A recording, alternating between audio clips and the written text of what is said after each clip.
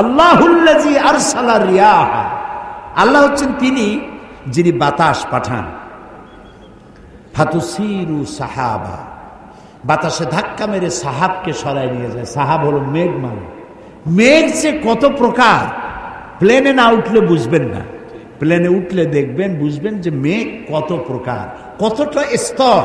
মনে হয় যেন আল্লাহ তাআলা তুলা শুকা দিছে, লেপ বানাবে, কোনোটা উঁচা নিচা, কোনোটা সমান, কোনোটা পাতলা, কোনোটা হালকা, কোনোটা ভারী, গোলাকার, নানান রকমের মেঘ ভেসে বেড়াচ্ছে।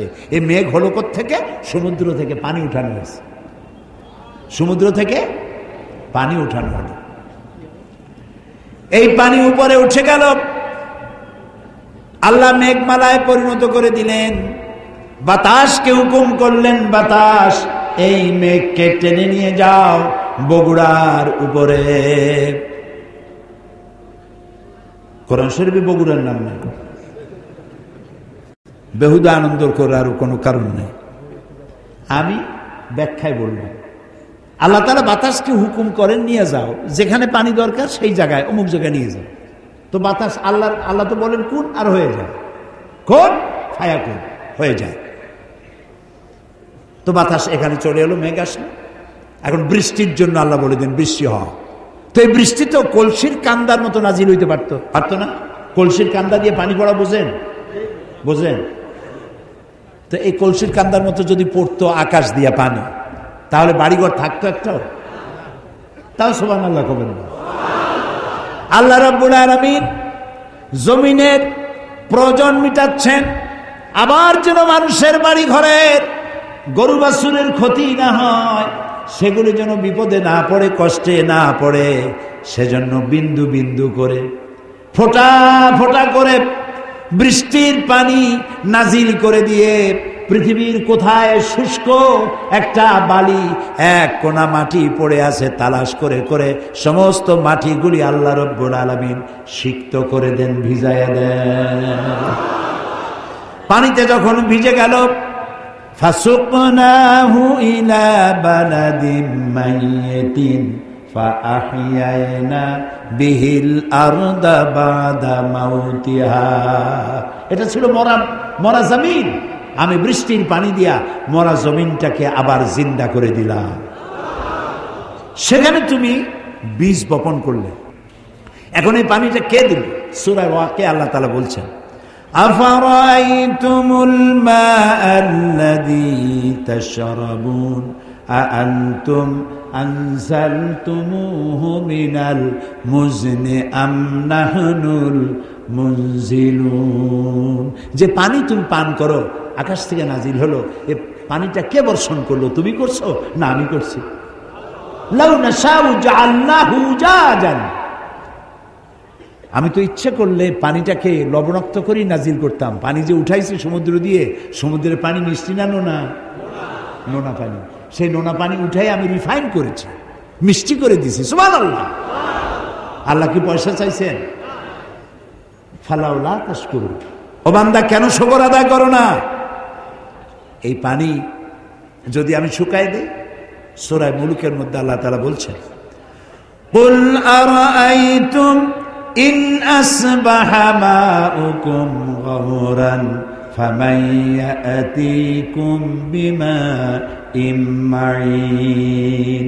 বলো দেখি সবে, শুকাইয়া যদি যায় এই জমিনের পানি, তাহলে হেথায় তটনির ধারা কে দিবে সবারে আনি।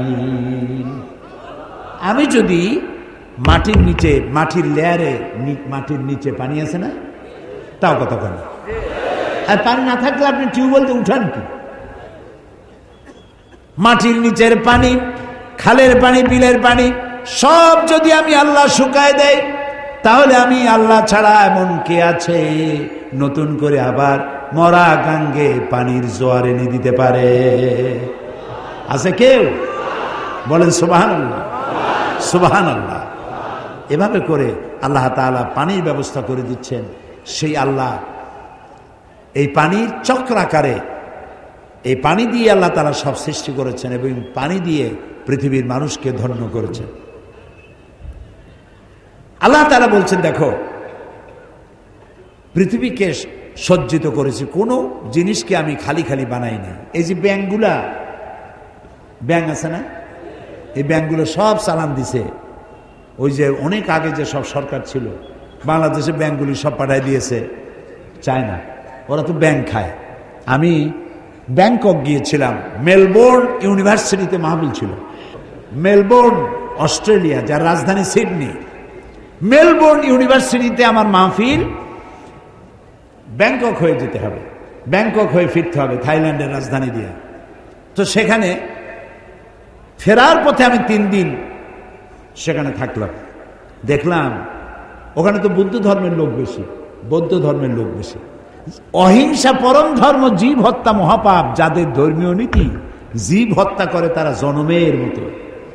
রাস্তার ধারে আমাদের দেশে যেভাবে বাদাম ভাজে, ওইভাবে রাস্তার ধারে ঘিতে করে, এই কড়াইতে করে ঘি দিয়ে ভাজে। তেলা পোকা, উই পোকা, সার পোকা, উরসুঙ্গা, তারপরে আর কি কি আছে এরকম, আরশোলা, আর কি আছে এই গাছের সাথে সাথে পোকা, এইগুলি ভাজি করে, কড়া ভাজি। হ্যাঁ, ফড়িং, বড় বড় ফড়িং, এইগুলো রাস্তায় দাঁড়ায় দাঁড়িয়ে কিনে কিনে এগুলো জন্মের খাওয়া খায়।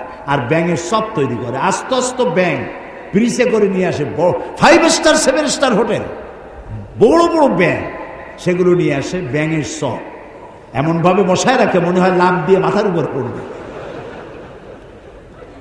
এখন এগুলি, এই ব্যাঙ এগুলি পোকামাকড় খাইত, আপনার ফসল রক্ষা হতো, সে ব্যাঙগুলোরই মারি ফেলেছে। পাখিতে পোকামাকড় না খায়, পাখিগুলারে মারে। আমাদের দেশে অতিথি পাখি আসে সাইবেরিয়া থেকে। কোথেকে আসে? সাইবেরিয়া থেকে। সাইবেরিয়া কি আপনার ঠনঠনিয়ার মতো কাছে না, অনেক দূর। জি, আবার এখানে আবার একটা ঠেঙ্গা মারা বলে আছে, ওইখানে মানুষ যায় কেমন আল্লাহ জানে। আমাদের বরিশালে আছে গলাচিপা। একজনে জিজ্ঞেস করছে, মিয়া তোমার বাড়ি কই? বাড়ি কোথায়, তাকে দেখাই দেব না মুখে বল? দেখাই দিলি তো ভালো হয়তো। গলা চাপে ধরছে। গলা চাপে ধরেন কি বলবো? আমার বাড়ি হলো গলাচিপা। এখন পাখিগুলি আসে সাইবেরিয়ান দ্বীপপুঞ্জ থেকে, যখন সেখানে স্নো পড়ে, বরফ পড়ে, বরফের জ্বালায় ঠান্ডা টিকতে পারে না, তখন তারা ওড়া আরম্ভ করে। হাজার হাজার নয়, লক্ষ লক্ষ পাখি শূন্য, মহাশূন্য দিয়ে উঠতে উঠতে সমুদ্র পাড়ি দেয়, জঙ্গল পাড়ি দেয়, মরুভূমি পাড়ি দেয়, দিয়ে এই বাংলাদেশের সিলেটের সুনামগঞ্জের হাওড়ে এসে নামে। সুবহানাল্লাহ! কে পড়ছি নাই? নাম কি তার? জোরে বলো। ওরা আমাদের মেহমান। আমাদের দেশের লোকেরা মাশাআল্লাহ মেহমান ধরিয়া জম্মের খাওয়া খায়। পাখি, পশু পাখি আল্লাহ তাআলা যেগুলোর হালাল করছে খাবেন, কিন্তু একটু বুঝে শুনে খান। ওরা মেহমান হিসাবে আসছে, সেগুলোরও খাই ফেলাবেন। এটা আপনার প্রাকৃতিক ভারসাম্য, জীববৈচিত্র্য, আপনার ভারসাম্যকে রক্ষা করে। সুবহানাল্লাহ। রাসূলুল্লাহ সাল্লাল্লাহু আলাইহি ওয়াসাল্লাম বলেছেন, যখন তিনি যুদ্ধে যেতেন তখন সাহাবায়ে কেরামদেরকে বলতেন, 3টা নির্দেশ দিতেন। গাছ কাটবা না। সুবহানাল্লাহ বলবেন? গাছ কাটবা না। আর সেখানে কি গাছ ছিল? খেজুর গাছ। গাছ কাটা মানেই হচ্ছে অর্থনৈতিক ক্ষতিগ্রস্ত করা। গাছ কাটবা না। বৃদ্ধ এবং শিশুদের গায়ে হাত দিবা না। নারী নির্যাতন করবে না। সুবহানাল্লাহ, সুবহানাল্লাহ। তো ন্যাচারাল প্রকৃতির ভারসাম্য রক্ষা করার জন্যই আল্লাহ এগুলি তৈরি করে রেখেছেন। কি সুন্দর! আল্লাহ বলেন, একটু তাকায় দেখো তো। আওয়ালাম ইয়ারাউ ইলা তায়রি ফাওকাহুম সাফাতিন ওয়া ইয়াকবিদনা মা ইউমসিকুহুন্না ইল্লার রহমান। দেখে নাকি তারা পাখিটি কেমন? মেলি দুটি লঘু ডানা, উড়িয়া বেড়ায় শূন্যের পরে, নাহি তার কোনো মানা। আবার সে ডানা গুটাইয়া চলে, কিন্তু পড়ে না তবু। বলো কে বা তারে শূন্যে রেখেছে, ভিন্ন সে এক প্রভু। দেখছেন? ঘুঘু, ঘুঘু, চিল এইভাবে ডানা ধাক্কা দিতে দিতে ওড়ে। আবার উঠতে উঠতে কখনো ডানা এভাবে সোজা করে প্লেনের মতো উড়ে চলে যায়, আবার ডানা দুটা বন্ধ করে দিয়ে সাঁ করে চলে যাচ্ছে, কিন্তু পড়ে যাচ্ছে না। আল্লাহ কয় কে রাখছে শূন্যের উপরে জানো? নাম কি?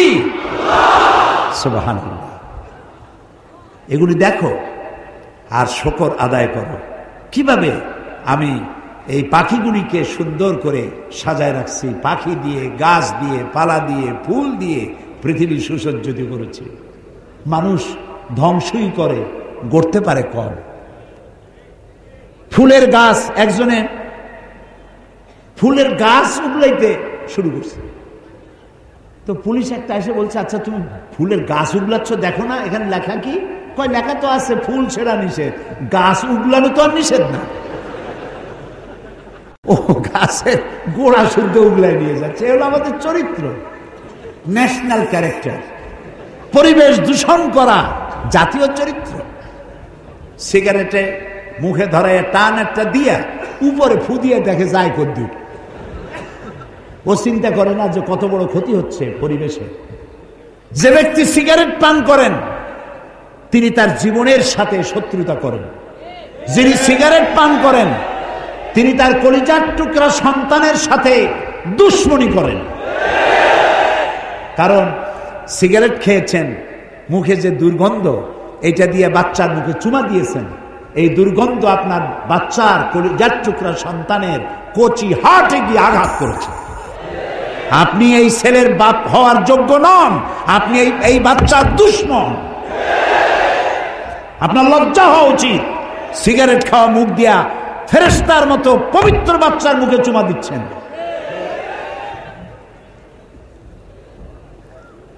সিগারেটে ধূমপানের ভিতরে 4 পয়সা কোন উপকার আছে বলে পৃথিবীর কোন ডাক্তার বলতে পারবে না। হয়তো সেইগুলা বাসে বসে খায়, রাস্তায় খায়, হাটে আর খায়, মুরব্বীর সামনে খায়, হোটেলে খায়। আহারে, একটু শরম টরম হওয়া উচিত। এখানেই শেষ নয়, আপনি আপনার জীবনের সাথে, বাচ্চাটা বাদ দিলাম, আপনার জীবনের সাথে শত্রুতা করছেন। সিগারেটের মধ্যে, তামাকের মধ্যে নিকোটিন নামক এক প্রকারের বিষ আছে, পয়জন আছে। এই পয়জন ধোঁয়া হয়ে নাকের আপনার মুখে টান দিলেন, হার্টে চলে গেল। পৃথিবীতে প্রতি বছর 30 লক্ষ লোক সিগারেটের নিকোটিন নামক পয়জন দিয়ে ক্যান্সার আক্রান্ত হয়ে মারা যায়, যারা তাদের সংখ্যা 30 লাখের উপরে। আপনি আপনার আত্মহত্যার জন্য দায়ী সিগারেট পান যারা করেন।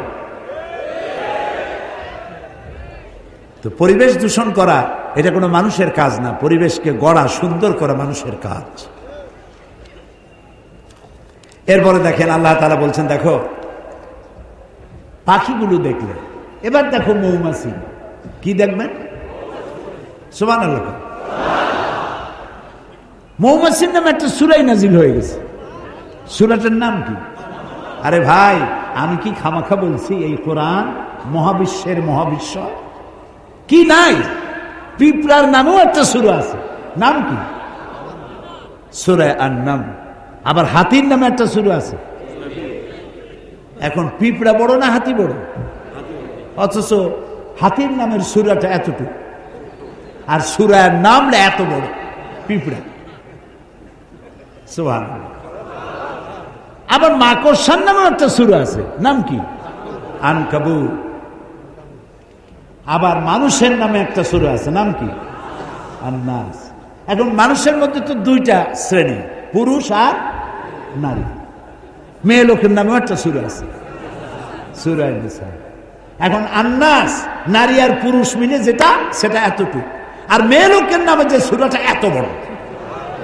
সুবহানাল্লাহ।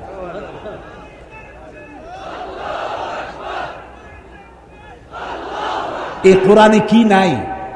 কপাল পোড়া জাতি সব পড়ে, কোরআন পড়ে না। এই যে এত বই মেলা হয়, এক গাঠি বই নিয়ে আসে, মেয়ে লোক পুরুষ লোক সমানে ঘোরে, সারা দিন ঘোরে ঘোরে ঘোরে। কি কিনে নিয়ে আসলো? বিমল মিত্রের কড়ি দিয়া কিনলাম, এত বড়। শরৎ রচনা বলি, রবীন্দ্র রচনা বলি, বঙ্কিম রচনা বলি, নিহার রঞ্জন রচনা বলি, শ্রী শ্রী শৈলেন্দ্রনাথ রচনা বলি। আচ্ছা, এসব রচনা পড়া কোনো নিষেধ না। আমি কিন্তু কোনো সাম্প্রদায়িক কথা বলছি না। আপনি পড়েন, আমিও পড়ছি। শরতের এমন কোনো লেখা নেই যে আমি পড়িনি, বঙ্কিমের এমন কোনো লেখা নেই যে আমি পড়িনি। আমি বঙ্কিমকে পড়েছি, শরৎকে পড়েছি, রবীন্দ্রনাথকে পড়েছি। রবীন্দ্রনাথের 2 বিঘা জমিন কবিতা পড়ে আমি কেঁদেছি।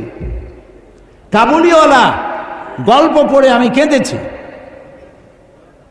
এসব বই পড়া নিষেধ নয়, আপনি বই পড়েন, কিন্তু সব বই পড়ার আগে কোরআন বোঝা ফরজ। আপনি তো আসল কিতাবের কাছে যান নাই। আপনারা বগুড়াবাসীরা, আপনার বাড়ির ড্রয়িং রুমটা খুব সাজানো, সব আছে, কোরআন শরীফের একখান তাফসির আছে? কয়জনের বাড়িতে আছে? দুর্ভাগ্য এ জাতির। কোরআন পড়ুন, কোরআন পড়ুন।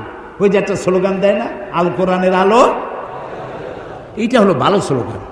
খালি একটা স্লোগান পাইছে, ইসলামের শত্রুরা হুঁশিয়ার সাবধান। কি এর শত্রু? আমার কোনো শত্রু নাই। আওয়ামী লীগ আমার, বিএনপি আমার, জামাত ইসলামী আমার, জাতীয় পার্টি আমার, হিন্দু আমার, বৌদ্ধ আমার, মুসলমান আমার, যারা মানুষ তারাই আমার।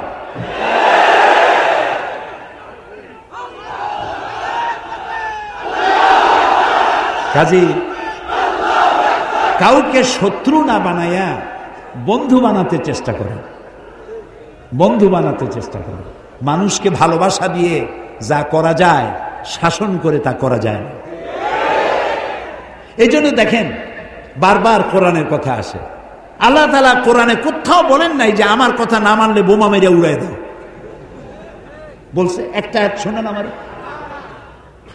আমার কথা না মানলে কল্লা কাটিয়ে দাও আছে? বরং কল্লা কাটার ব্যাপারে আল্লাহ বলেছেন, একটি মানুষকে যদি কেউ হত্যা করে, ফাকান্নামা কাতালান নাসা জামিআ, যদি কেউ একটি মানুষকে হত্যা করলো, সেজন্য সারা পৃথিবীর সব মানুষকে হত্যা করলো। যদি কেউ একটা মানুষকে বাঁচায় দেয়, সেজন্য সারা পৃথিবীর সব মানুষ বাঁচায় দিল। এইটা হলো কোরআন। এটা কি? এই হচ্ছে সেই কোরআন। এটা সাম্প্রদায়িক নয়, এটা সন্ত্রাসের জন্ম দেয় না। কোরআন সন্ত্রাসীদেরকে বিদায় করে দেয়। এখানে সাম্প্রদায়িকতার কোনো জায়গা নাই। নবী করিম সাল্লাল্লাহু আলাইহি সাল্লাম মদিনায় প্রবেশ করে সর্বপ্রথম ইসলামের চরম দুশমন ইহুদিদের সাথে এগ্রিমেন্ট করেছিলেন, চুক্তি করেছিলেন। এটা ঐতিহাসিক সত্য নয়? অথচ ইহুদিদের হাত নবীদের রক্তে রঞ্জিত। বহু নবী তারা জবাহ করেছে। জাকারিয়া আলাইহিস সালামকে করাত দিয়ে চিরে দ্বিখণ্ডিত করেছে ইহুদিরা। কাজে মানুষকে আপনি শত্রু ভাববেন কেন? হিন্দুর বাড়িতে যদি কেউ অসুস্থ হয়, আপনি 1 কেজি আপেল নিয়ে যান এবং তাকে 1 কেজি আপেল দেন। আপনি বলুন, স্রষ্টা আপনার ভালো করুন, আপনার জন্য দোয়া করি, আশীর্বাদ করি। বলতে তো কোনো ক্ষতি নেই। সে বুঝলো যে মুসলমান এরা সাম্প্রদায়িক না। আমার বাড়ি যেখানে, গতকালও বলেছি যে হিন্দু অনেক বেশি, আমার প্রতিবেশী বহুত হিন্দু আছে। ঈদের দিন তারা আমার বাড়িতে এসে, আমার গরিবখানায় এসে তারা পায়েস খায়, সেমাই খায়। আমি এমপি থাকাকালীন মসজিদও বানাইছি, তাদের মন্দিরও বানাইছি। আমার বাপের টাকা দিয়ে তো বানাইনি, সরকারের কাছ থেকে টাকা নিয়েছি, বানাই দিয়েছি। শত্রুতা কেন করবে? আমার এ ঘর ভাঙ্গিয়াছে যে বা, আমি বাঁধি তার ঘর, আপন করিতে ঘুরিয়া বেড়াই, যে করেছে মরে পর। কাজে মানুষকে ভালোবাসতে শিখুন, মানুষকে ভালোবাসা দিন, তাহলে মানুষগুলি দিনের পথে চলে আসবে। যাই হোক, কিসের কথা বলছিলাম কোন তো? ও মাশাআল্লাহ, ধন্যবাদ, ধন্যবাদ বগুড়াবাসীকে, ধন্যবাদ আপনাদের মেমোরিকে, ধন্যবাদ। আল্লাহ আমাদের সকলের মেমোরিকে আরো বাড়ায় দিন, যাতে কোরআনের কথা, হাদিসের কথা আমরা আমাদের মাথার মধ্যে রেখে দিতে পারি। সুবহানাল্লাহ। মৌমাছির কথা বলছিলাম, সেই মৌমাছি দিয়ে এখন দেখেন মৌমাছি সম্পর্কে আল্লাহ কি বলছেন। এখানেও বিজ্ঞান আছে। وَأَوْحَى رَبُّكَ إِلَى النَّحْلِ أَنِ اتَّخِذِي مِنَ الْجِبَالِ بُيُوتًا وَمِمَّا يَعْرِشُونَ মৌমাছিকে তার মনের মধ্যে একথা আমি জাগ্রত করে দিলাম, কি তুমি 3 জায়গায় বাসা বাঁধো। কয় জায়গায়? কে বলতেছে? 3 জায়গায় বাসা বাঁধো। গাছে বাঁধো, বিল্ডিং এর কার্নিশে বাঁধো, আর পাহাড়ে বাঁধো। 3 জায়গায় এই মৌচাক বানাও, যাতে করে মরুভূমির লোকেরাও মধু খেতে পারে। গাছপালা নাই, বিল্ডিং আছে শুধু, তারাও যাতে খেতে পারে। মধু তো নিয়ামত। মধু কি নিয়ামত? আপনি বানান, পয়জন হয়ে যাবে। বিভিন্ন ফুল থেকে আপনি বিভিন্ন মধু বানায়, আর্টিফিশিয়াল, নিজেরা যদি বানান পয়জন হয়ে যাবে, খাবেন জনমের মতো কলেরা হইয়া বসন্ত হয়ে মারা যাবে। মৌমাছি দিয়ে আল্লাহ বানাচ্ছেন। দেখেন আল্লাহ রাব্বুল আলামিন বলেন 3 জায়গায় চাক বানাও। সুম্মা কুলি মিন কুল্লি সামারাতি ফাসলুকি সুবুল রাব্বিকা যুনুলা। এরপরে তুমি প্রত্যেক ফুলের থেকে মধু আহরণ করো এবং তোমার রব কর্তৃক নির্দিষ্ট পথে ফিরে আসো। মৌমাছি নিয়ে যারা এই প্রাণীতত্ত্ববিদ যারা, তারা বলেছেন মৌমাছি নিজের বাসা থেকে 5 কিলোমিটার দূর পর্যন্ত গিয়ে সেখান থেকে মধু আহরণ করে নিজের বাসায় আবার ফিরে আসতে পারে। সে পথ হারায় না, কারণ আল্লাহ তাআলা বলেছেন সুম্মা কুলি মিন কুল্লি সামারাতি ফাসলুকি সুবুলা রাব্বিকা যুনুলা। তোমার রব কর্তৃক নির্ধারিত পথে ফিরে এসো। ওই রাস্তায় যায়, আবার সেই রাস্তা দিয়ে ফিরে আসার মতো একটা জ্ঞান আল্লাহ তাকে দান করেছেন। এখন দেখুন মৌচাক দেখছেন আপনারা? মৌচাকের অসংখ্য চেম্বার আছে। এই চেম্বারগুলি কয় কোণ বিশিষ্ট বলেন তো? হ্যাঁ, মৌ খাইছে জন্মের খাওয়া, কিন্তু দেখে নেই। 6 কোণ বিশিষ্ট। মধু মক্ষিকা যে চাক বানায় 6টা কোণ থাকে, প্রতিটা চেম্বারের 6টা কোণা।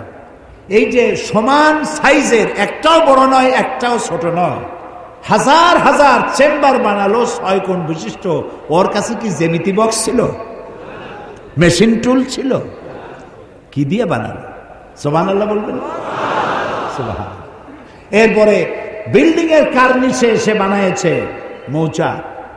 1/2 মণ, 1 মণ ওজন, পড়ে যাচ্ছে না। কোন সুপার গ্লু দিয়ে সেটাকে লাগালো? সুবহানাল্লাহ, আল্লাহু আকবার।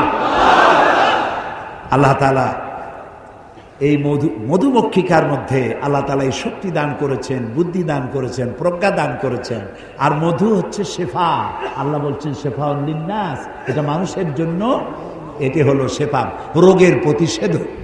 প্রত্যেকদিন যাদের ডায়াবেটিস নাই তারা প্রত্যেকদিন ফজরের নামাজের পর হাত ধুয়ে হাতের তালুতে 1 টিস্পুন ফুল, 1 চামচ পরিমাণ মধু চেটে খাবেন, 1 গ্লাস পানি খাবেন। আল্লাহ রোগ ব্যাধি থেকে হেফাজত করবেন। এটা হলো মধুর ব্যাপারে। একটা হলো আল্লাহর ওষুধ, আর একটা হচ্ছে রাসূলুল্লাহর ওষুধ। সুবহানাল্লাহ। সেটা হলো হাব্বাতুস সাওদা, ব্ল্যাক শিট, কালো জিরা। এটা কি? কালো জিরা। কালো জিরা বলেন আপনারা? এই কালো জিরা।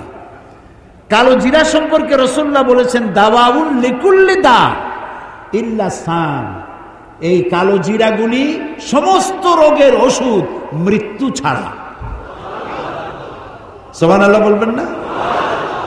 আমাদের কপাল খারাপ, কোরআনও পড়ি না, হাদিসও স্টাডি করি না, হুজুরদের কাছে যাই আর তাবিজ নিয়ে আসে, আর ওই যে কালো সুতা এগুলো পড়ে নিয়ে আসে।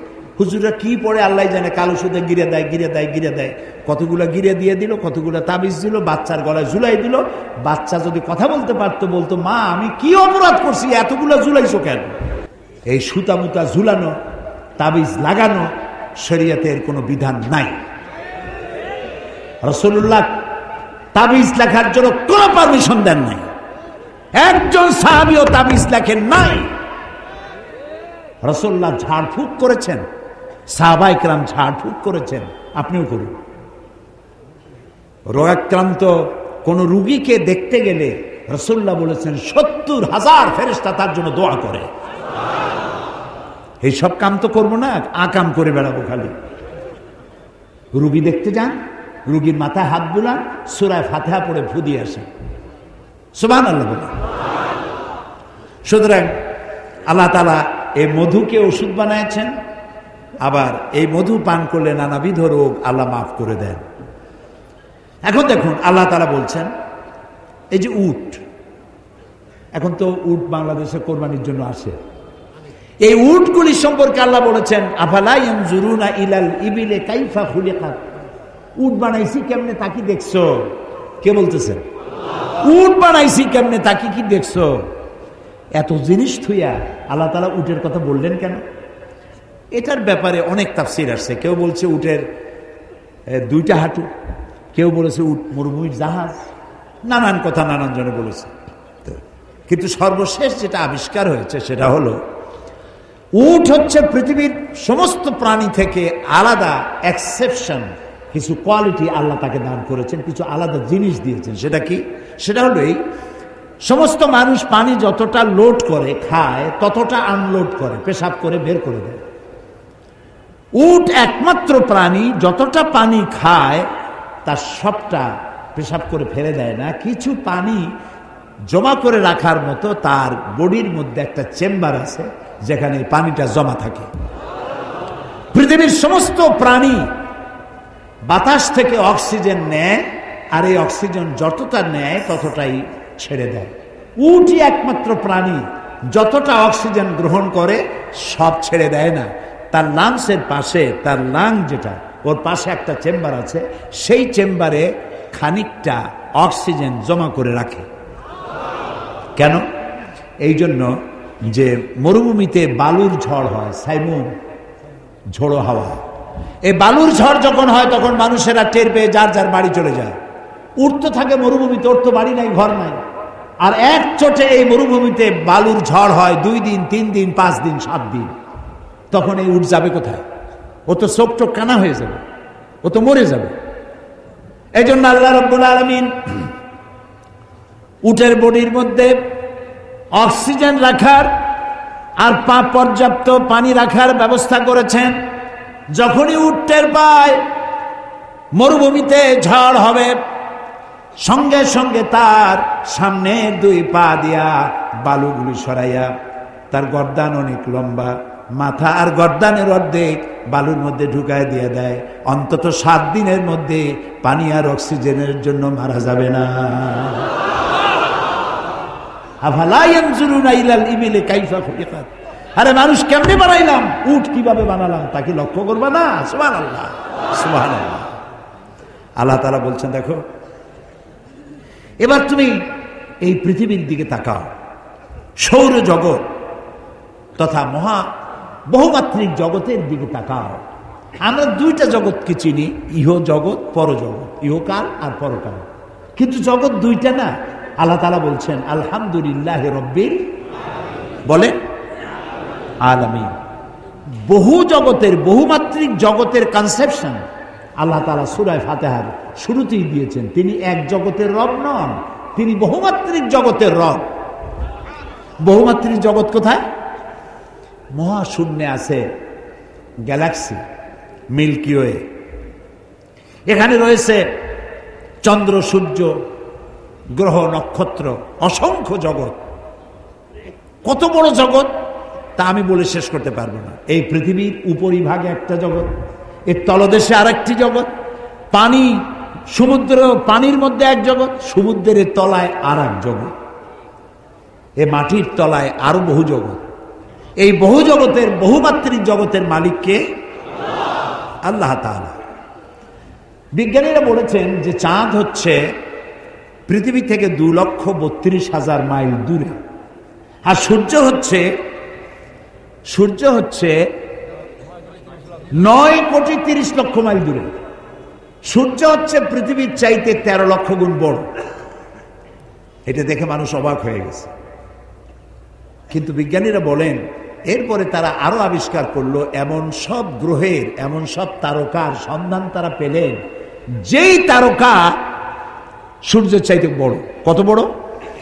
যেই সূর্য পৃথিবীর চাইতে 13 লক্ষ গুণ বড়, এই সূর্য 2.5 থেকে 3 কোটি সূর্য খাইয়া হজম করতে পারে এমন হাজারো লাখ তারকা আল্লাহ তাআলা মহাশূন্যে তৈরি করে রেখেছে। বিজ্ঞানীরা মনে করছেন এটাই বুঝি সব থেকে বড়। আল্লাহ কয় না, এটাই বড় না, আরো আছে। বিজ্ঞানীরা সেটাও আবিষ্কার করেছে। বিজ্ঞানীরা খুঁজতে খুঁজতে সেটার সন্ধান পেয়েছে, সেটা হলো ব্ল্যাক হোল। সেটা কি? ব্ল্যাক হোল, অন্ধকূপ। এই অন্ধকূপ বিশাল। যেই তারকা 2.5 থেকে 3 কোটি সূর্য খাইতে পারে, সেই তারকা ঘুরতে ঘুরতে যদি ব্ল্যাক হোলের রেঞ্জের মধ্যে এসে যায়, আপনি চকলেটটা চুষে যত দ্রুত শেষ করতে পারেন, তার চাইতেও অতি দ্রুত গতিতে এই বিশাল তারকা শুষে শেষ করে ফেলে দেবে ব্ল্যাক হোল। এই কথা বিজ্ঞানীরা আবিষ্কার করলো এই যে সেদিন। অথচ আল্লাহ রাব্বুল আলামিন 1500 বছর আগে ব্ল্যাক হোলের সন্ধান দিয়েছেন। কোরআনে কারীমের মধ্যে আল্লাহ তাআলা বলেন, ফালা উকসিমু বিমাওয়াকিন নুজুম, ফালা উকসিমু বিমাওয়াকিন নুজুম, আমি কসম করছি সেই পতিত স্থানে। শুনতেছেন? শুনতেছেন? আল্লাহ তাআলা বলছেন, আমি শপথ করি সেই পতিত স্থানের যেখানে তারকা সমূহ নিপতিত হয়। তারকা নিপতিত হয় কোথায়? এই ব্ল্যাক হোলের মধ্যে। সুবহানাল্লাহ। এই কথা আল্লাহ তাআলা বহুত পূর্বে কোরআনে কারিমে বলে রেখেছেন। দুর্ভাগ্য, এখানে কোরআন স্টাডি করি নাই, কোরআন পড়ি নাই, কোরআন বুঝি নাই। পৃথিবীতে এমন কোন উল্লেখযোগ্য ভাষা নাই যে ভাষায় কোরআনের তাফসীর লেখা হয় নাই। সুবহানাল্লাহ। কোরআন শরীফ আমরা যদি বুঝতে চেষ্টা করি, এই যে যুবকেরা, কালকে যুবকদের কথা বলেছিলাম, যুবকদের জন্য বলি, তোমরা আমাদের সম্পদ। গতকালও বলেছি, তোমরা আমাদের সম্পদ। সম্পদের বিপরীত কি?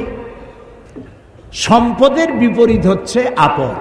যুবকেরা, তোমরা যদি কোরআন স্টাডি করো, কোরআন দিয়ে যদি তোমরা চরিত্র গঠন করো, তোমরা জাতির সম্পদ। আর কোরআন যদি না বোঝো, কোরআন যদি অনুশীলন না করো, জাতির জন্য তোমরা আপদ। আর আপদের উপরে বিপদ, বিপদের উপরে মুসিবত। তোমরা আমাদের সম্পদ। এই সম্পদ আমি বলছি না, আমার রাসূল বলেছেন। সুবহানাল্লাহ বলেন। আরে ভাই কও না সুবহানাল্লাহ। আল্লাহর নবী বলেছেন, উসিকুম বিশবাবি খায়রা ফাইন্নাহুম মারাকতু আফইদা লাকাদ বাসানি আল্লাহু বিল হানিফিয়্যাতি সামহা ফাহালাফানি আশ-শাবাব ওয়া খালাফানি আশ-শুয়ুখ। ক্বালা নবী সাল্লাল্লাহু আলাইহি ওয়াসাল্লাম, রাসূল বলেছেন, উসিকুম বিশবাবি খায়রা, আমি তোমাদেরকে ওসিয়ত করছি তোমরা যেন যুবকদের প্রতি সহৃদয় হও। আমাদেরকে বলতেছে, আমরা যারা বড়, আমাদেরকে রাসূল নির্দেশ করেছেন যুবকদের প্রতি সহৃদয় হতে। রাসূল বলেছেন যে আল্লাহ তাআলা আমাকে উদারতা সহকারে পৃথিবীতে প্রেরণ করেছেন দ্বীন প্রতিষ্ঠার জন্য। আর এই দ্বীন প্রতিষ্ঠার কাজে আমাকে যারা সাহায্য করেছে তারা সব যুবক।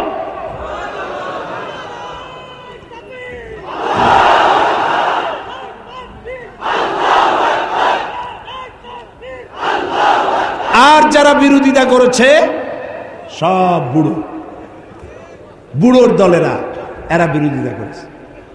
এখন আমার মতো বুড়া যারা আছেন, দাড়ি দাড়ি পাইকে গেছে, আপনারা কি নারাজ হচ্ছেন নাকি? না, আমরা ওই যৌবন কালটা কাটাই আসছি। জি, ওই পর্যায়টা আমরা পার হয়ে এসেছি। তবে আমরা যৌবন কালে আল্লাহর সাথে, আল্লাহ রাসূলের সাথে বেয়াদবি করিনি, আলহামদুলিল্লাহ। আমরা দ্বীন প্রতিষ্ঠার জন্য আমাদের জীবনকে ওয়াকফ করেছি, আলহামদুলিল্লাহ। যুবকেরা, আল্লাহ রাসূল বলছেন যুবকেরা আমাকে সাহায্য করেছে। দেখেন, রাসূল যখন ইসলাম প্রচারে নামলেন, সাহায্য করেছে কারা? হযরত আবু বকর রাদিয়াল্লাহু তাআলা আনহু যখন ইসলাম কবুল করেন, বয়স ছিল তখন তার মাত্র 37 বছর। ওমর রাদিয়াল্লাহু তাআলা আনহু যখন ইসলাম কবুল করেন, বয়স ছিল 26 বছর। জুবাইর ইবনুল আওয়াম, আব্দুর রহমান বিন আওফ, বয়স ছিল মাত্র 17 বছর। হযরত আলী বয়স ছিল মাত্র 8.5 বছর। কিশোর, তরুণ, যুবক ইসলামের জন্য রক্ত দিয়েছে। মদিনায় যখন রাসূল হিজরত করে গেলেন, এমন সুন্দর চেহারার মানুষ জীবনে কেউ কোনোদিন দেখে নাই। মদিনার লোকেরা তাকায় আছে, চোখকেও ফিরাইতে পারে না। ছোট ছোট বাচ্চারা রাসূলের চতুর্দিকে দাঁড়ায় আল্লাহ নবীর দিকে তাকায় আছে। নবীজি বাচ্চাদের মাথায় হাত বুলায় বললেন, ও মদিনার বাচ্চারা, আমি তো আমার পিতৃভূমি মাতৃভূমি মক্কা পরিত্যাগ করে এই মদিনায় এসেছি, তোমরা কি আমাকে ভালোবাসবে? বাচ্চারা বলল, নবীর কথা তারা কি বা বুঝলো? মদিনার কচিকাঁচা বাচ্চারা বললেন, ইয়া রাসূলুল্লাহ, শুধু কি ভালোবাসবো, যখন প্রয়োজন হবে আমাদের কচি কলিজা আপনার কদম মোবারকে উৎসর্গ করে দেব।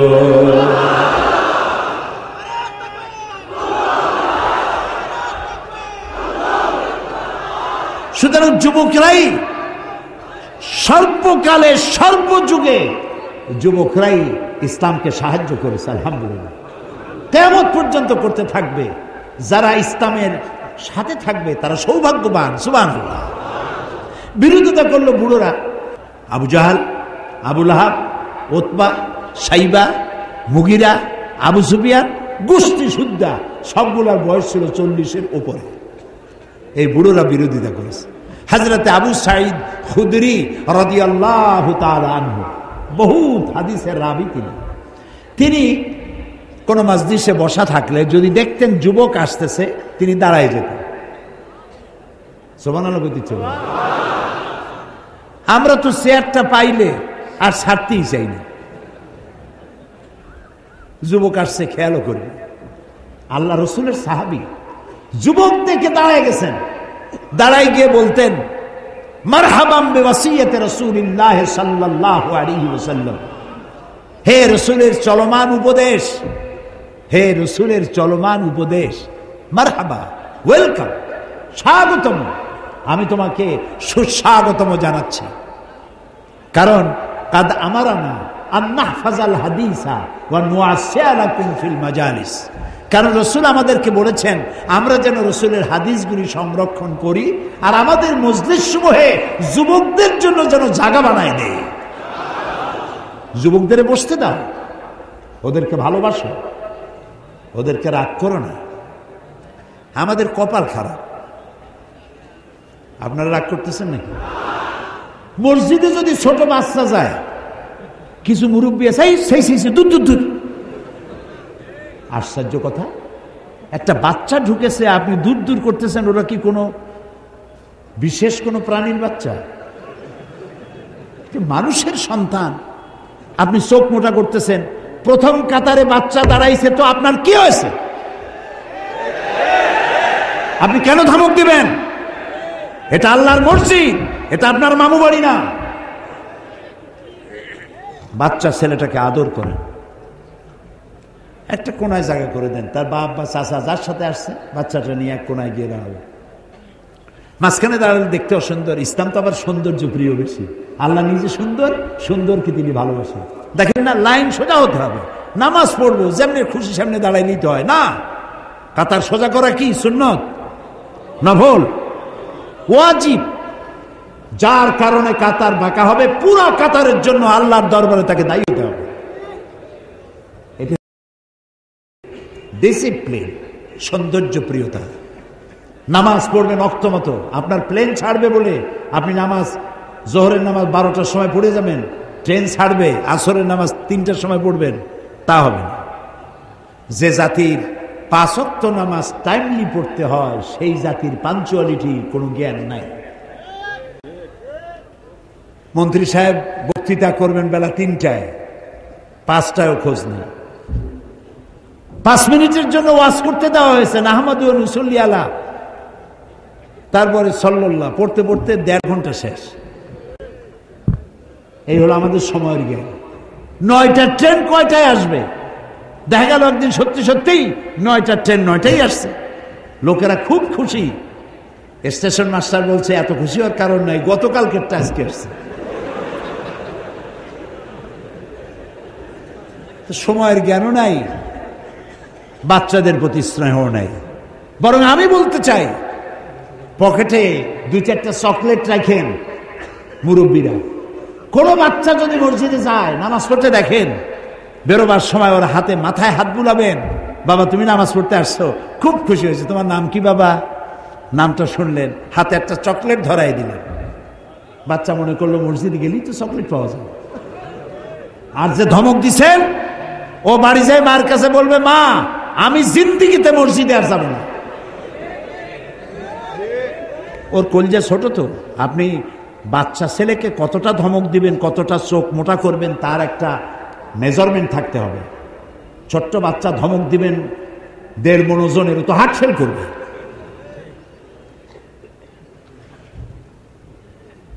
তো বাচ্চাদেরকে মহব্বত করবেন, যুবকদেরকে মহব্বত করবেন। এটা আমার কথা নয়। মান লাম ইয়ারহাম সাগীরানা ওয়া লাম ইউআক্কির কাবীরানা ফালাইসা মিন্না।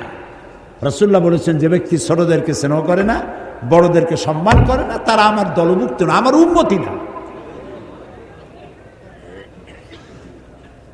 তো যুবকদেরকে জায়গা করে দাও, ভালো হবে, তাদেরকে সম্মান করো, মহব্বত করো। অনেক ছেলে আছে পরীক্ষা ফেল করে, মা বাপ কথা কয় না, ফেল করছে কথা কয় না, 2-3 দিন কথা বলে না। এখন ছেলের নাম মন্টু, তার এক বন্ধু আছে তার নাম ডবলু। ডবলু কয়, মন্টু তোর মুখ কালাকে কয় যে ফেল করছি, মা বাপে আর বাদ দেয় না, কথাও কয় না। তাতে অসুবিধা কি? নতুন ইন্ডিয়ান ফিল্ম আসছে, চল দেখবো গিয়ে। ও নিয়ে গেল, যায়া ফিল্ম দেখাইলো, তারপরে কিছু ট্যাবলেট খাওয়াইলো, কি বাহা ট্যাবলেট নাকি একটা আছে না, হ্যাঁ ওই যে ট্যাবলেট খাওয়াইলো। তারপরে বলে একদিন খাইলে কি হয়, তারপরে একটু ফেন্সিডিল খাওয়াইলো, এরপর বড় কিছু খাওয়াইলো, তারপরে খারাপ জায়গায় নিয়ে গেল। 3 দিন যে আপনি কথা বলেন নাই, কি মারাত্মক কাজ করেছেন আপনি কি জানেন? আপনি সর্বনাশ করেছেন আপনার কলিজার টুকরা সন্তানকে। ও ফেল করেছে, আপনি বলেন আব্বু তুমি ফেল করেছো, দুঃখ নিও না, কষ্ট, মানুষ তো ফেল পাস তো করেই, তুমি আগামী বছর ভালো পাস করবা, খুব মনোযোগ সহকারে পড়ো, কয়টায় ফেল করছো, কোনটায় ফেল করছো সেটা বেশি বেশি পড়ো। একজনে তো শুনছে তার ছেলে ফেল করছে, কয় আলহামদুলিল্লাহ। কয় ছেলে ফেল করছে তা আপনি আলহামদুলিল্লাহ কর, কো যে ফেল করবে এ যোগ্যতাও আছে কিনা আমার সন্দেহ ছিল। আপনি একটু আদর করিয়া যদি ঘরে নিতে পারেন, তো এই বাচ্চাটারে আপনি ঘরের বাইর করবেন কেন? আপনার সন্তান, আপনি শত্রুতা করে ঘরের থেকে বের করে দিবেন কেন? বাচ্চাগুলিকে ভালোবাসুন। রাসূল সাল্লাল্লাহু আলাইহি ওয়াসাল্লাম মজলিসে বসে আছেন, দেখতে পাচ্ছেন হযরত জারীর রাদিয়াল্লাহু তাআলা আনহু। জারীর, আপনাদের কারো ছেলের নাম রেখে দিন জারীর, জারীর, আনাস, জুবায়ের, জাবের, এইসব নাম রাখবেন। কি সব নাম রাখে, আকাশ, বাতাস, তারপরে যে কি হাবিজাবি নাম, মেয়েদের নাম রাখে এখন অক্সিজেন বেগম।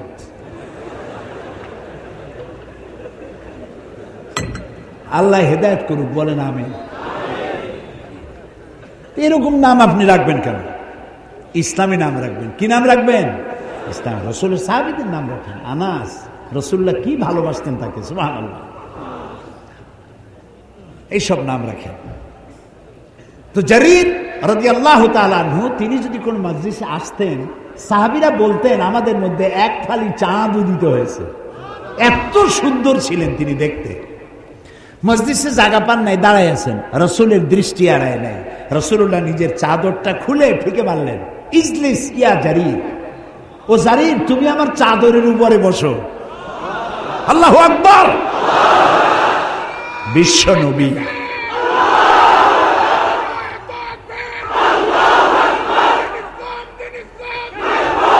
ইসলামের জন্য, রাসূলুল্লাহর জন্য মানুষ, রাসূলুল্লাহর জন্য মানুষ পাগল এমনি এমনি হয় না, ব্যবহারে পাগল হয়ে গেছে। সুবহানাল্লাহ, ব্যবহারে পাগল হয়ে গেছে মানুষ। আল্লাহু আকবার। ইজলিস ইয়া জারীর, ও জারীর তুমি আমার চাদরে বসো।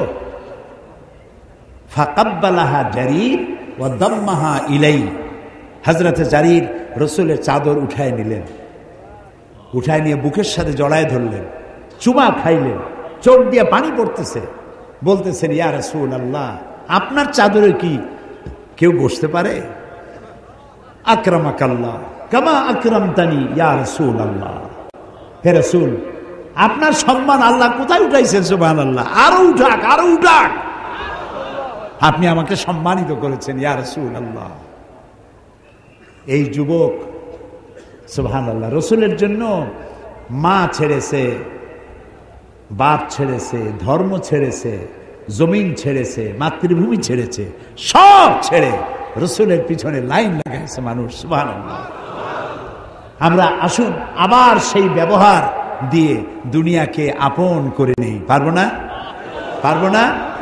আমরা কেন বলি যে আমি যা করি এইটা ইসলামের সব থেকে খাঁটি, আর কোনো খাঁটি কিছুই নাই? এই কথা আমরা কেন বলি? আমরা কেন মানুষকে আপন করতে পারি না? কেন মানুষকে শত্রু বানাই? নবীওয়ালা কাম আমিই করি। আমি তাফসীর করতেছি, আমি যদি বলি আমি ইসলামের সব থেকে বড় কামটা করতেছি, তো আমার মতো পাগল আর দুনিয়ায় কেউ নেই। যারা মসজিদ ইমামতি করে তারা যদি বলে সব কাম আমি করি, যারা ওয়াজ করে তারা যদি বলে সব কাম আমি করি, যারা ইসলামের বই লেখে তারা যদি বলে সব কাম আমি করি, এটা কি হইল? না, হইল না। আপনি তো বাকিগুলারে শত্রু বানাই দিচ্ছেন। আপনি স্বীকৃতি দেন, যারা ওয়াজ নসিহত করেন লাখো জনতার কাছে কোরআনের কথা পৌঁছায় দেন। সুবহানাল্লাহ। যারা তাবলীগি জামাত করেন, তাবলীগি জামাতের ভাইয়েরা নিজের পকেটের খাইয়া বাড়ি বাড়ি গিয়ে কলেমা শিখান, নামাজ শিখান, ভালো কাজ করতেছে। সুবহানাল্লাহ। যারা মসজিদ ইমামতি করেন তারা খুব কম পয়সায়, মিনিমাম পয়সায় প্রতি শুক্রবার বক্তব্য রাখেন, সামাজিক সমাজ উন্নয়নমূলক কাজ এ অংশগ্রহণ করেন। যারা ইসলামের নামে বই লেখেন তারা জাতিকে সচেতন করেন। যারা ইসলামের রাজনীতি করেন তারা রাজনীতি যাতে জাহান্নামের দিকে না যায় সেই জন্য জীবন দিয়ে পাহারা দেয়, জাতিকে পাহারা দেয়। তো যারা জমিন চাষ করে, লক্ষ্য করেন, জমিন চাষ করে, তো জমিন চাষ করতে গিয়ে কেউ তো চাষ করে, কেউ জমিন নিড়ায়। বগুড়ায় কি করে? নিড়ায় না? নিড়ায়। কেউ ওষুধ ছিটায়, কেউ সার দেয়, কেউ গরু বাছুর থেকে ফসল বাঁচায়, ফসল কাটলে কেউ কেটে গাড়িতে উঠাইয়া বাড়ি নিয়ে যায়। তাহলে যে চাষ করছিল সেই কি দাবি করবে যে সমস্ত ফসলের ক্রেডিট আমার? আমি বুঝি না মানুষের মাথা কতটা খারাপ হলে সে যেটা করে ওইটাই ভালো, বাকি সব খারাপ।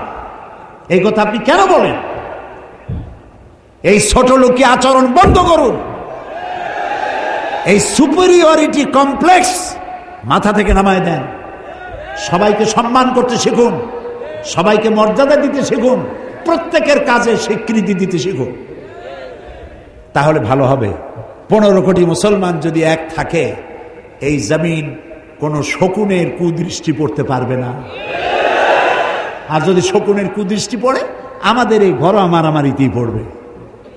আমরা একজন আহলে হাদিস চোখে দেখতে পারি না, আহলে হাদিস আমারও চোখে দেখতে পারে না, কমি মাদ্রাসা আলিয়া দেখতে পারে না, আলিয়া কমি দেখতে পারে না, কয় যে আলিয়া এর সবকিছু খালি আছে।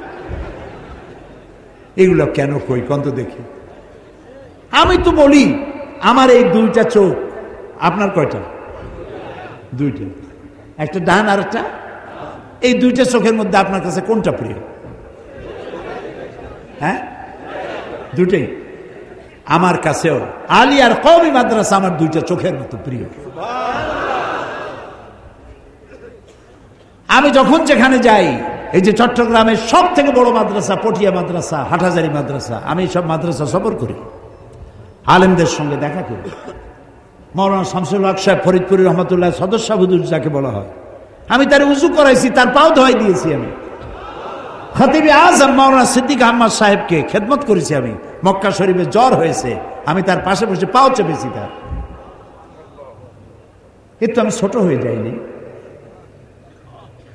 তা আমরা আলেমদেরকে সম্মান কেন করতে পারবো না? কওমি মাদ্রাসাও আমার, আলিয়াও আমার, তাবলীগি জামাতও আমার, আহলে হাদিসও আমার। আমরা সবাই এক হতে পারি না কেন? আমরা যদি এক হই তাহলে শত্রুরা আমাদেরকে ছোট চোখে আর দেখতে পারবে না। সেই জন্য আমি আপনাদেরকে আজকে সব কথা বলতে পারবো না। আপনারা কালকে কিরকম দোয়া করছেন জানি না, গলাটা এখনো ভালো হলো না, খালি কাশি আসে। একটু ভালো করে দোয়া করেন তো, আল্লাহ যেন দয়া করে তার গোলামের এই গলাটা যেন ভালো করে দেন। আগামীকাল বাকি কথা বলবো ইনশাআল্লাহ।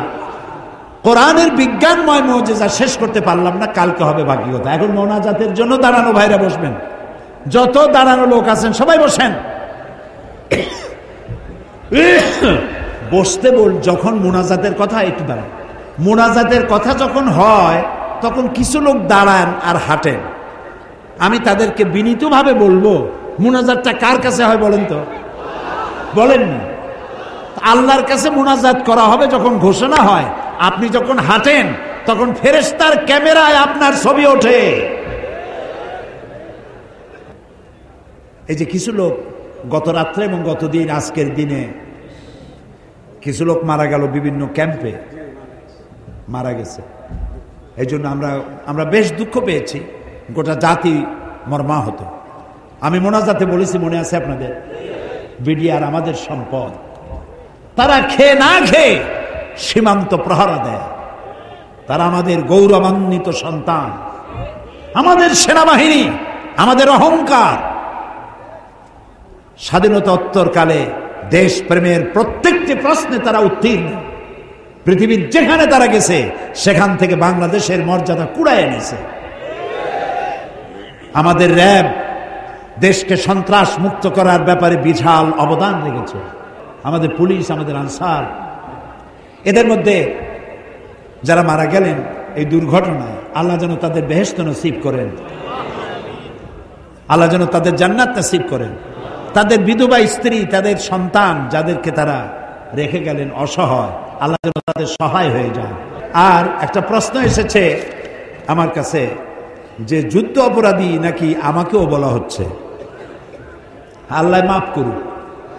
1974 সনের আগ পর্যন্ত 1974 সনের আগ পর্যন্ত বাংলাদেশের কোন রাজনৈতিক দলের আমি কোন নেতা কর্মী ছিলাম না। এটা আমি পার্লামেন্টে চ্যালেঞ্জ করেছি।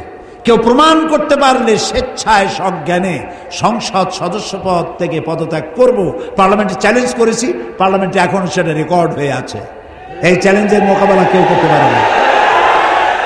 আমার এলাকায় পিরোজপুরের মুক্তিযোদ্ধারা আমার ব্যাপারে তাদের ধারণা কি, তারা কি বলেছে, তারা কারা কারা আমার সাথে নির্বাচন করেছেন, তারাই বই লিখেছেন। বইটা হলো এই, আমার ব্যাপারে পিরোজপুরের মুক্তিযোদ্ধারা কি বলেন। বইয়ের নাম একটি গোয়েবলসি ও মিথ্যাচার ও সাইদি প্রসঙ্গ, প্রেক্ষিত মুক্তিযুদ্ধ 1971, মুক্তিযোদ্ধার লেখা। এই বইটি ওখানে পাওয়া যাবে মাত্র 20 টাকা দাম, খরচ, প্রিন্টিং চার্জ তারা রেখেছে। আপনারা যাওয়ার সময় এই বইটা সমস্ত শিক্ষিত লোক এক এক কবি সাথে করে নিয়ে যাবেন। অনেক প্রশ্নের জবাব পাবেন, ভুল ভাঙবে। আল্লাহ তাআলা আমাদের গোটা জাতিকে ঐক্যবদ্ধভাবে বেঁচে থাকা এবং ঐক্যবদ্ধভাবে এই দেশকে গড়ার তৌফিক আল্লাহ তাআলা দান করুন। আপনারা যাওয়ার সময় অবশ্য বইপত্র নিয়ে যাবেন, আর কালকে বই কেনার জন্য প্রস্তুতি নিয়ে আসবেন, আর এই মাহফিলের খরচ পকেটে নিয়ে আসবেন। আল্লাহ সকলকে তৌফিক দিন। আল্লাহুম্মা আমিন। রব্বানা যালামনা আনফুসানা ওয়া ইন লাম তাগফির লানা ওয়া তারহামনা লানাকুনান্না মিনাল খাসিরিন।